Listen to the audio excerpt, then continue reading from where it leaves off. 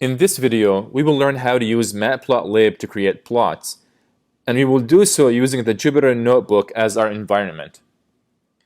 Now, Matplotlib is a well-established data visualization library that is well supported in different environments, such as in Python scripts, in the IPython shell, web application servers, in graphical user interface toolkits, as well as the Jupyter Notebook.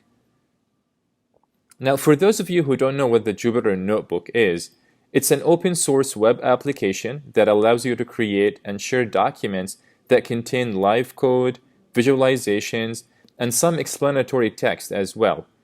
Jupyter has some specialized support for Matplotlib, and so if you start a Jupyter Notebook, all you have to do is import Matplotlib and you're ready to go.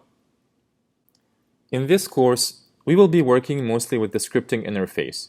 In other words, we will learn how to create almost all of the visualization tools using the scripting interface.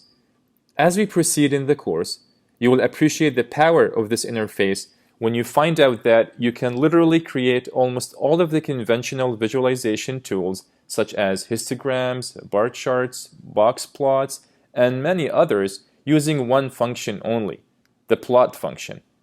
Let's start with an example.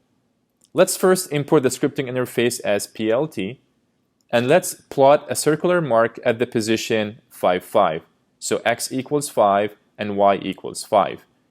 Notice how the plot was generated within the browser and not in a separate window, for example. If the plot gets generated in a new window, then you can enforce generating plots within the browser using what's called a magic function. A magic function starts with %sign matplotlib, and to enforce plots to be rendered within the browser, you pass in inline as the backend. Matplotlib has a number of different backends available. One limitation of this backend is that you cannot modify a figure once it's rendered.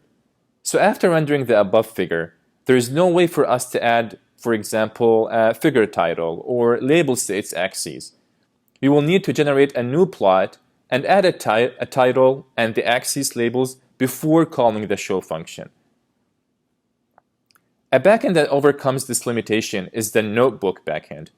With the Notebook backend in place, if a PLT function is called, it checks if an active figure exists, and any functions you call will be applied to this active figure.